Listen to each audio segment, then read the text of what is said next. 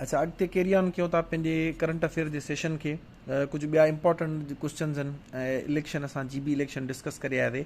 अच्छा, Gallup survey थींदो आहे, पहिरियों मूंखे सही यादि न हूंदो। गैलप सर्वे तव्हां ॾिठो हूंदो, अक्सर सर्वे ईंदो आहे त कहिड़ी इलेक्शन कहिड़ी पार्टी खटे थी, कहिड़ी हाराए थी पई, ऐं मुख़्तलिफ़ क़िस्म जूं happiness index, world passport index, इन टाइप जूं जेके बि सर्वे जी कंपनी आहे बेसिकली, मुंहिंजे ख़्याल में अमेरिकन बेस्ड आहे, ऐं इहा मुख़्तलिफ़ क़िस्म जा सर्वे कंदी आहे। हाणे इन में जेको आहे सो हिकिड़ो इंटरनेशनल सर्वे थियो हुयो, जंहिंमें पॉपुलरिटी इंडेक्स जेको आहे सो जारी कई वई 2020 में, पॉपुलरिटी इंडेक्स। हाणे इन में पुछियो वियो त मोस्ट जेको आहे सो पॉपुलर मुस्लिम लीडर कहिड़ो आहे, ठीकु आहे। हाणे PTI वारा जेके दोस्त आहिनि उहे इमरान ख़ान जे लाइ चवंदा आहिनि, पर बेसिकली उहो न हुयो। हाणे गैलप सर्वे जे मुताबिक़ जेको पहिरें नंबर ते हुयो उहो हुयो तैयब उर्दगान, तुर्की जो, ठीकु आहे। 2020 में गैलप सर्वे जी ॻाल्हि कयूं था पिया, तैयब उर्दगान। अच्छा, अहिड़े तरीक़े सां ॿिए नंबर ते सुलेमान बिन अब्दुल अज़ीज़, जेको सऊदी अरब जो जेको आहे बादशाह हुआ, सुलेमान बिन अब्दुल अज़ीज़, इहो काएं नंबर ते हुयो? हे पहिरें ते हुयो, हे ॿिएं ते हुयो, ऐं टे नंबर ते हुयो हसन रूहानी, मुंहिंजे ख़्याल में ईरान जो जेको सदर आहे या प्राइम मिनिस्टर आहे, मूंखे सही ज़हन में न आहे, हसन रूहानी, ठीकु आहे। हे थर्ड नंबर ते, नॉर्मली पहिरें जो या वधि में वधि ॿिएं जो पुछी सघनि था पिया। हे गैलप सर्वे 2020 जी ॻाल्हि हले थी पई। अच्छा, जेको इमरान ख़ान पहिरें नंबर ते आयो न, जंहिंजे बारे में जेको आहे सो घणी हाइप क्रिएट कई वई, इहो बेसिकली जॉर्डन जो हिकिड़ो जेको आहे सो पब्लिकेशन आहे, या जंहिंखे पाण रिसालो चवंदो आहे, मैगज़ीन, उहो द मुस्लिम 500 आई गेस इहो नालो आहे। इन नाले सां हिकिड़ो पब्लिकेशन शाया थींदी आहे, या हिकिड़ो शुमारो, या हिकिड़ी जेको आहे सो जर्नल शाया थींदो आहे। उन में जेको आहे सो जेके 500 टॉप मुस्लिम्स हूंदा आहिनि, उन्हनि में इमरान ख़ान खे पहिरें नंबर ते रखियो वियो हुयो, ठीकु आहे। हिन जर्नल जे जेको आहे सो मुताबिक़ Imran Khan was sitting at the top of the list, ठीकु आहे। ऐं पर इन जे मुक़ाबले में जेको गैलप सर्वे आहे उहो तमामु वॾो आहे, पूरी दुनिया में सर्वे करे, या मुस्लमान वर्ल्ड में जेको आहे सर्वे करे, उनखां पोइ इहा शाया कई वेंदी आहे। उन में तैयब उर्दगान पहिरें नंबर ते हुयो, सुलेमान बिन अब्दुल अज़ीज़ ॿिएं नंबर ते, ऐं हसन रूहानी फ्रॉम ईरान 3 नंबर ते हुयो। अच्छा, उनखां पोइ अॻिते हलूं था पिया कबड्डी वर्ल्ड कप। जीअं स्पोर्ट्स में चयुमि त लाज़मी क्वेश्चन ईंदा आहिनि। कबड्डी वर्ल्ड कप इंपॉर्टेंट आहे तमामु, छाजे करे इंपॉर्टेंट आहे तव्हांखे ॿुधायां थो। कबड्डी वर्ल्ड कप फर्स्ट टाइम पाकिस्तान में थियो हुयो। इन खां पहिरियों डिटेल पाण डिस्कस कयूं था। कबड्डी वर्ल्ड कप जेको आहे सो इहो लाहौर में थियो हुयो, ठीकु आहे। कॾहिं 16 फरवरी 2020 ते। अच्छा, टोटल कबड्डी वर्ल्ड कप केतिरा थिया आहिनि? टोटल थिया आहिनि 7। उन में जो 6 जेके आहिनि उहे इंडिया में थिया आहिनि, ऐं हाणे फर्स्ट टाइम जेको आहे सो उहो पाकिस्तान में थियो हुयो 2020 में, ठीकु आहे। अच्छा, इन में जो 6 इंडिया खटिया आहिनि, जेके इंडिया में थिया आहिनि उहे इंडिया ई खटिया आहिनि, ऐं पाकिस्तान में जेको थियो उहो पाकिस्तान खटियो। हाणे जेको इहो हुयो 2020 वारो, इहो इन करे इंपॉर्टेंट आहे छो जो करे इहो पाकिस्तान खटे हो। इन में जो क्वेश्चन तव्हांखे अची सघनि था पिया त टोटल जेको आहे कबड्डी वर्ल्ड कप केतिरा थिया आहिनि? 7। ऐं 2020 वारो वर्ल्ड कप कबड्डी वर्ल्ड कप कंहिं खटियो? पाकिस्तान खटियो। ऐं इहो काऊं वर्ल्ड कप हुयो पाकिस्तान में, इहो फर्स्ट टाइम पाकिस्तान में थियो, यानी कि टोटल 7 हुयो, पर पाकिस्तान में फर्स्ट टाइम थियो। ऐं पहिरियां 6 कंहिं होस्ट कया आहिनि? इंडिया होस्ट कया आहिनि। अच्छा, कॾहिं कॾहिं जनरल नॉलेज जे क्वेश्चन में हिन जो ड्यूरेशन पुछी वठंदा आहिनि त ड्यूरेशन केतिरो हूंदो आहे। क्रिकेट जो ड्यूरेशन तव्हांखां पुछी सघनि था, फुटबॉल जो जीअं 90 मिनट्स हूंदो आहे, अहिड़े तरीक़े सां कबड्डी जो ड्यूरेशन हूंदो आहे 40 मिनट्स, ठीकु आहे। हे तव्हांखां GK में, कॾहिं कॾहिं करंट अफेयर में बि इन टाइप जा क्वेश्चन पुछी सघनि था पिया। अच्छा, हाणे नेशनल अवॉर्ड्स ते अचूं था पिया।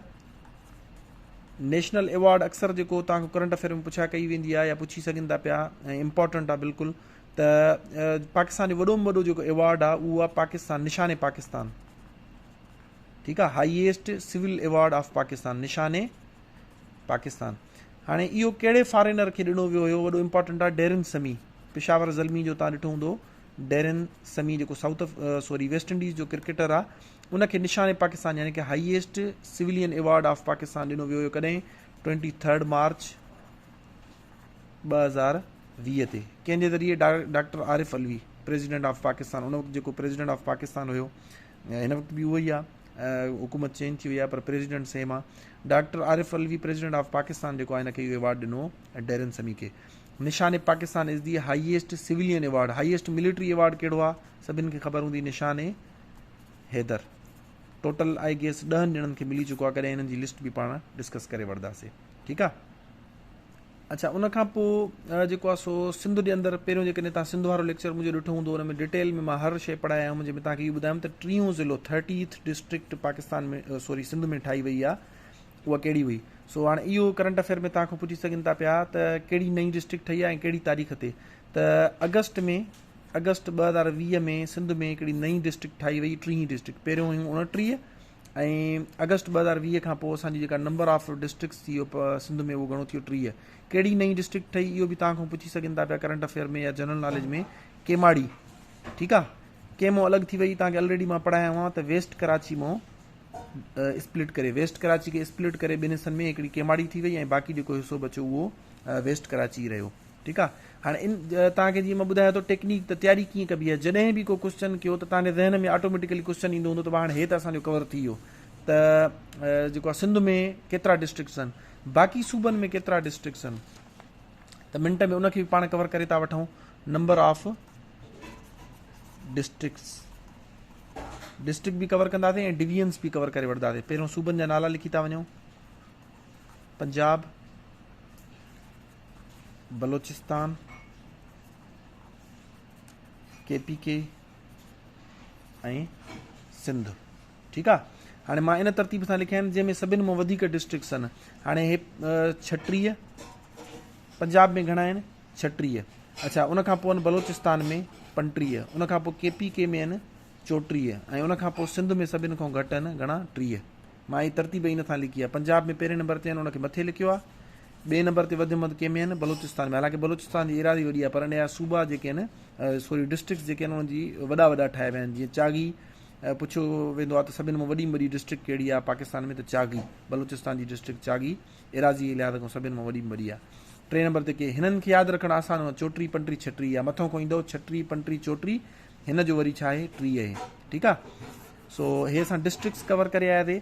वरी अहिड़े तरीक़े सां डिवीजन्स पुछा कयूं वेंदियूं आहिनि। डिवीजन केतिरियूं आहिनि? डिवीजन बिल्कुलु आसान आहिनि। पंजाब खां सवाइ बाक़ी सभिनी में 7 डिवीजन्स आहिनि।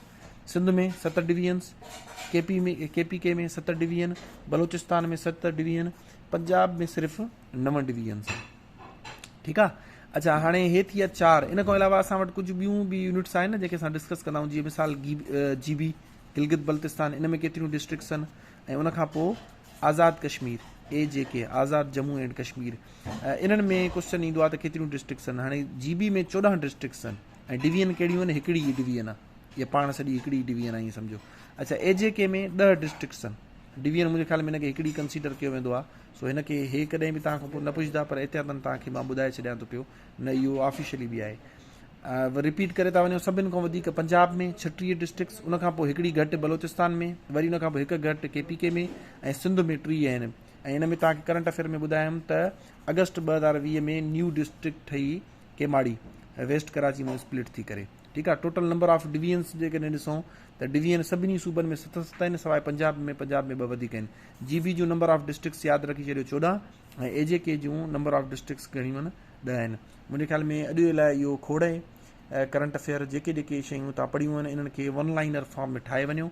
नोट्स ठाहिण जो अॻे ॾींहुं मां तरीक़ो तव्हांखे ॿुधायो त जेतिरो बि पढ़ी आया आहियो हीअं 1 लाइनर हिकु लाइन में जॾहिं तव्हां जेको आहे रिव्यू कयो या जेकॾहिं तव्हां रिवाइज़ कयो त तव्हांखे जेको आहे 5 खां 8 मिंटनि में तव्हांजो जेतिरो बि पूरो लेक्चर आहे या जेतिरो बि 10-12 पेजिस जो जेको मटीरियल आहे उहो हिकिड़े पेज ते अची वञे ऐं 5-8 मिंटनि में तव्हां उनखे जेको आहे रिवाइज़ करे वठो। सो अॼु जे लाइ एतिरो काफ़ी आहे। सुभाणे इनशाअल्लाह जेके बाक़ी नेशनल डेवलपमेंट्स हुयूं हिकिड़े ॾींहं में कवर थी वेंदियूं।